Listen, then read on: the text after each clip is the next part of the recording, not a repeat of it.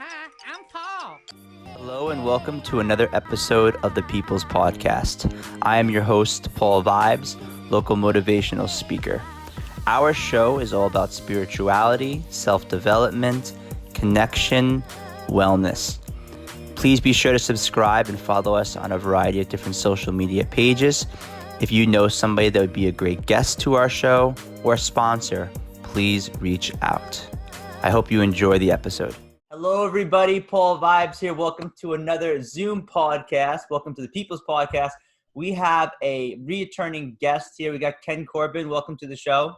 Thank you very much, Paul. It's always glad to see you and speak with you and share our thoughts. Yes. You've been a great friend of mine and a great mentor in the social work field, and I'm very privileged and thankful to know you on this journey. And this is, obviously the circumstances aren't the best of what's going on in the world, but I feel like it's more important than ever to have professionals on like yourself to share firsthand experience of what's going on, and more importantly, how do we move through this challenging time? I mean, how is your experience now, working as a director, a supervisor, and as a social worker yourself?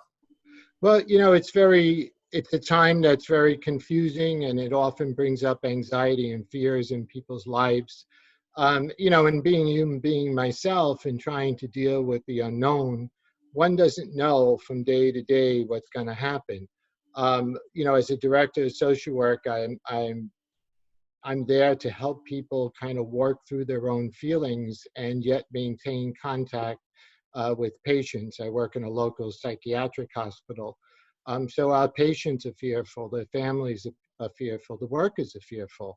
And so, providing that support and really staying close to the officials in terms of their data, because, our minds could get the best of us and we could create so many different myths and scenarios in our heads, but really staying close to the Department of Health, the CDC, our governor has been fantastic, and really following what they're saying and really trying to do it to the best of our ability. It is very challenging. It causes us to really kind of go back to social work basics of self-determination and taking the patient where they're at, the person where they're at, and really trying to help that person not only deal with their fears, but also connect them in the community.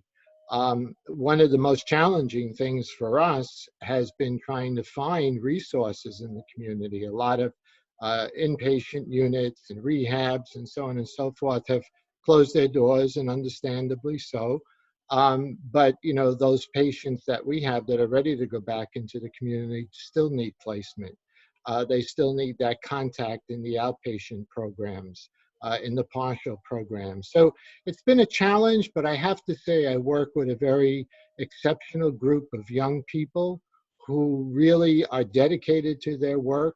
And like all of us, including myself, all right, we have to challenge ourselves to stay safe, because we think nothing about delving right in there with the patients and those that we serve. And we have to remember to wear our masks, to wear our gloves, to do hygiene, because, we don't want to be carrier, because we don't know if we are or not, to the patients, nor do we want to be exposed to any of the COVID-19 virus.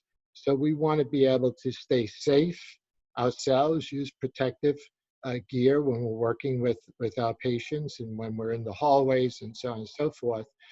We also want to remember what grounds us. I'm a firm believer in mind, body, and spirit. I think the three talk to us. Our minds tell us when it's time to slow down. Our mind does the same thing.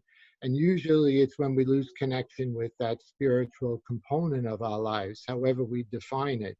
And so I think, as I say to the patients, both in my private psychotherapy practice, and I say to my social workers and the patients in the hospital, what did you do to ground yourself before COVID-19? Try to return to that, even if it's basic. So we're doing a lot of mindfulness exercises. We're teaching people or reteaching people how to breathe. Our technology is fantastic. We didn't have this in other times, throughout my social work career of 30 years.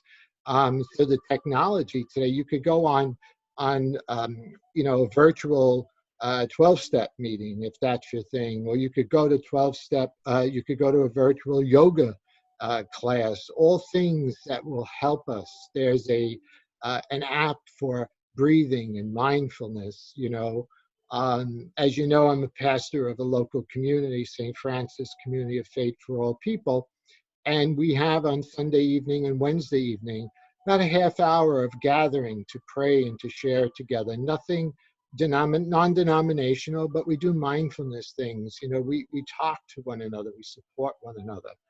I think if this time has taught us anything, it's taught us what the true meaning of life is all about, and that's connectedness. Staying connected to ourselves, staying connected to our higher power, and staying connected to those that we love around us. That's the key. Everything else, is transient. The money we have could go away. The jobs that we have maybe could go away. The material things that we have maybe could go away. And when all is said and done, we have one thing that's left, and that's our ability to connect, to love, to hope, and to move on. I like that. I just want to add on what you said about bringing you back to what's really important, that connection, that love. And I think in a positive way, I don't know if you would agree with this, that this experience is kind of shaking the ground from underneath all of us, no matter our age, no matter our background, no matter what stage we are in life. It's really making us really understand that life is short, life is fragile. Tomorrow isn't promised for any of us. Mm-hmm. You see a lot of people doing things that they wouldn't normally do. They're spending more time with the family. They're starting to really look into how they can stay healthy and take care of themselves. And I wanted to talk to you about that perspective, because I think as social workers, our goal is to always help the individuals kind of work through their challenges and try to also focus on their strengths and the things that they're good at and things that are going for them. So how do we take this experience, no matter where they are and how they're fighting this, this virus? How do we have people look at their life in a different way and kind of keep that positive perspective and, moving forward? And that's not even just, with this challenge, but, other challenges that they go and deal with in their lives. Mm-hmm. I would say, particularly with the folks in my private practice, what I have done with them is just remind them once again of the things that they were doing that were returning them to a more balanced and healthier life. A lot of folks are moving away from unhealthy behaviors, things that maybe they became addicted to. And they're really beginning to realize that what really matters in life is that connection. So really trying to help people either maintain their connections or make new connections, not to isolate, because isolation is the worst thing that we could do as human beings. I mean, I believe we're created for, once again, that connection, that interconnection where we're all part of one family. And if one family member is suffering, we need to reach out to that person. So, talking about what we're feeling, trying to do different things. People say to me, oh, the gym is closed. Well, go for a walk. You could still run. Even I've had to adjust what I used to do. I used to go to the gym, lift weights, so on and so forth. Well, that doesn't mean that I can't exercise and get out and take a run, go out and take a walk. Really connecting to things that make us feel balanced, that make us feel whole. I've lived through, as a social worker, the AIDS epidemic back in the 80s and the crack epidemic that took us over. And, there was so much fear. The worst thing we could do is fall prey to myths. We need to demythologize the things that we're creating in our minds. Not to say that it's not a serious thing. It's a very serious virus, but if we're doing everything we can to maintain our social distance, to wash our hands, and so on and so forth, we could still live happy lives. We could still stay connected. It's when that fear and anxiety and sometimes depression gets the best of us and begins to drag us down that we lose focus. And like I say to folks, that our mind can make our body's immune system weak. Yes. And now we become even more susceptible than we were before. So staying healthy in our bodies, eating right, exercise, staying healthy in our minds, doing meditation and mindfulness, and ultimately that all connects to the spirit, the essence of who we are. That's what I define as spirituality. It's the essence of who we are as human beings, as individuals. I like what you said about balance, and you do see a lot more people taking inventory on the different parts of their life. What's important to me? What are some areas that I've been slacking in that I really need to incorporate back into my life? And I think as social workers, we've heard a lot of this saying, there's always that issue that we think that could arise where the client says, well, you haven't been through what I've been through. You don't know what it's like to either have this or that happen to you. And this is a situation, unless you're living under a rock, we all are going through this together. Right. And that can't be an excuse. 10 years from now, when we look back at this challenges and all the things that came out of it, we are going to be able to relate because, like I said, unless you're living under a rock somewhere, which doesn't sound too bad with everything going on, you're going to know what it's like to go through this challenging moment in history. Right. And I think, taking the most of every moment that we are with our loved ones. I mean, up until maybe a week or so ago, I really wasn't personally affected by anybody coming down with COVID-19.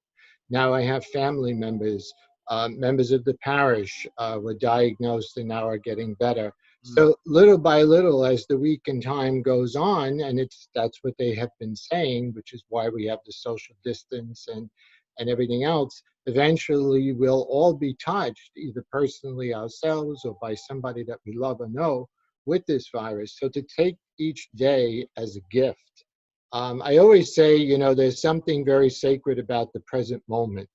I can't do anything about my past, and I really can't control my future. All I really have is right now. And I say to myself, how are you living right now? Are you grounded right now? Because if you're not, then that means something is not right. Mind, body, spirit. It's time to make that adjustment. We used to call AA, instead of Alcoholics Anonymous, attitude adjustment. And sometimes that's all it takes, is adjusting our attitude to think positively. And that just releases those positive endorphins within us when we're exercising, when we're meditating, when we're doing mindfulness. All those healing endorphins and enzymes are being released in our body. It's interesting to piggyback on what you were saying. I had a worker come to me and say, we have 100 and some odd patients and there's only a small group of us. What if we all kind of get sick, or if there's 2 or 3 of us? And I said, okay, this is my plan. We'll divide and conquer. We'll look at all the patients at that time that we have, and rather than having individualized caseloads, we'll see what each person's strengths are. So if you enjoy doing that initial assessment, you'd go do that. If you enjoy making the phone calls to collaterals and families, go do that. If you enjoy running groups, go do that. And I'll be there to help you with it. I'll be there in the front lines with you. So it's just changing how we think, changing the culture that we've created for ourselves and our loved ones, particularly during times of crisis. It's amazing that we've been doing, for our church, we've been doing Zoom liturgies, masses, and prayer services.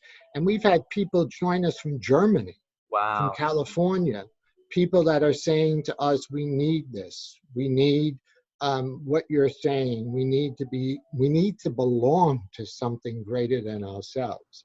So I think, like we were saying at the beginning, if there's anything that this virus is teaching us, it's about connection. It's about community. It's about the fact that we can't isolate. We can't do this alone. We need each other. How amazing is that? Because even with this podcast, hopefully different people from around the world are obviously open to watch this. But how amazing that people from other countries are watching these videos. And let's be honest, they may not have watched those videos, may not have even found out about your church if it wasn't for this situation. Now, we're not saying the situation is a good thing, but there is good that can come out of it. And I think through any challenge, I think you would agree with me that through any challenge, obviously there's lessons to learn and difficulties to get through. but there's so many positive things. And like we said, people are spending more time with their family. Dogs and animals are getting more love and attention, and they're probably getting too much attention. They probably want their owners to get away from them.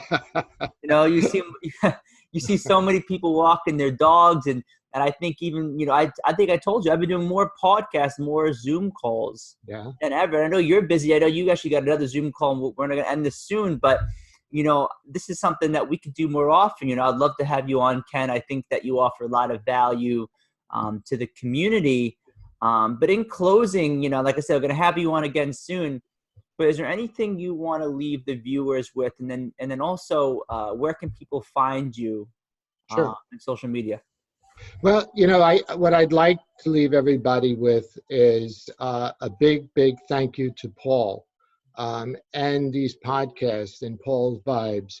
He brings such invaluable information to the community. And, as a budding social worker, and I'd like to think of myself as his mentor, he's the type of person that, social work is an intrinsic gift that we have, and not everybody has it.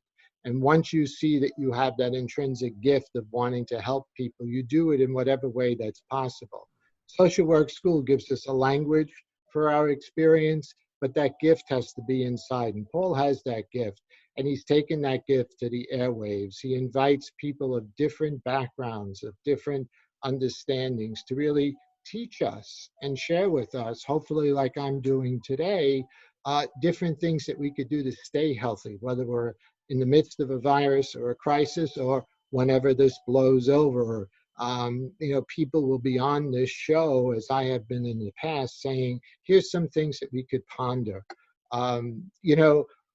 Folks who want to reach out to me, my website is therapyisselfdiscovery, all one word.com. If you're interested in reaching out to me for therapy sessions, if you're interested in our faith community, we're a Catholic, C meaning the small c in Catholic, meaning universal community, faith community, and it's the Church for All People of Long Island, .net, SFAPLI.net. I hope I got that right. I'll link it in the description, no problem. Thank you. And our parish is St. Francis Community of Faith for All People. While we are Catholic in our tradition, we're an alternative Catholic community, and we are open to all faiths and all people to join with us and to share with us their experience. I have to say, just from my own experience, I brought one of my special needs. I think it was an event that you guys were having at the church, and it was just a short period of time, but everybody was so welcoming, open-minded, non-judgmental, and just the same vibe as you have, just very friendly and open, and I really appreciate that. And I look forward to maybe to coming back soon once this clears up, and bringing some of my friends there, and it'd be a lot of fun. Now, just real quick, speaking of how these shows and how your videos can impact people from other countries, is it true that through the last podcast that you had with me, you were able to bring a couple together? Can you just share a little bit about that and how amazing that is? Yeah, part of my, in our church, real briefly, we don't expect the people to support us. So each of our priests, Reverend Kathleen, Mike, Nick, John, and myself, we all have jobs and we support the church. And a large part of our money goes to the poor, feeding and clothing, even our four-legged poor, who sometimes our elderly community can't afford to bring them to the vet or food. And there's such an invaluable source of love in our life. So I do weddings. I'm a wedding officiant, been doing it since 1985. Amazing. And this couple said, we'd like to hire you. And I said, oh, how'd you hear about me? They said, I'm Paul Vibes. And I said, that's interesting. I said, another form of social media, I said, is attracting. And I said, well, what about that show? And they said, it's what you presented. It's that openness, it's that interfaith, it's that, you're not there to give us God, but you're there to provide us a sacred space to develop our own understanding of God. And I said, wow, I said, that came across. I said, that's good, because you never know, you never know how you're affecting people. So I want to thank you, Paul. And one of the other reverends, Reverend John Hayes, would love to be able to come on and do a podcast with you. He's into a very new understanding of monasticism for all people, using different modes of spirituality. And he's really an amazing person. So I look forward to I when would he's love on to have the him on. show. I'd love to, and I'm going to have you on again soon. I like this. We could do quick little segments. They don't need to Yeah. be long, but I think there's so much content and value that you offered. And I got to say, you complimented me well on this, and I appreciate you saying those things, but I truly love the way you approach, your spirituality, but also your practice. You have this kind of way about you that's like, listen, I am not here to tell you what to do, tell you what to believe, tell you how to feel. I'm here to kind of allow an environment where you feel open and safe to discovering for yourself, Yes. not just your spirituality, but how do you want to handle and deal with the challenges in your life. And you come from a very non-judgmental way, and you're very open-minded, and you have a great way of listening and holding space and allowing that person, almost like, motivational therapy. You have a great way of helping them kind of figure out how they want to go through life. And I think that's really important. I look up to you a lot as a fellow social worker, someone who's working hard in school to become a social worker. So I really, appreciate that a lot. Oh, you're welcome. You're welcome. I always use in my own therapy practice and my daily life. My mother used to say to me, treat people the way you want to be treated. And so whether it's spirituality or therapy, the people that have meant the most to me in my life never told me what to do. They provided me an environment, a safe space to kind of talk about what was going on. And really, if we talk long enough with a little guidance, we come up with our own answers. And those are the things that last. If I tell you what to do, it may last for a few days or so, but it's my answer to your situation. If I give you the space to come up with your own answer to your own situation, that lasts forever. Now, therapy should not be a way of life. It shouldn't be a sentence. It should be an opportunity for people to come in with an issue that's happened in their life, figure out what's going on, and figure out how they're going to make changes in their life from that point forward to be able to change their lives in a more healthy way. And I hope that I do provide that not only in my practice, but as a supervisor of social work and also as a pastor in the faith community. Well, I definitely can tell you do, and even for the people around you, I can tell they believe that as well. And you didn't even mention this yet, but I just want to give you a shout out. You're mentioning how you do have a few openings in regards to anybody who might need some therapy or type of services like that directly with you. And I'm sure you are doing, obviously, most of your therapy sessions and work through Zoom. Or Yes. some type of, yes, perfect. Yes, yeah, either Zoom or, well, actually, in my electronic medical record, we have telehealth. I do Zoom, I do phone. Perfect. When all this is over, my office is in M.Div, so I'm local.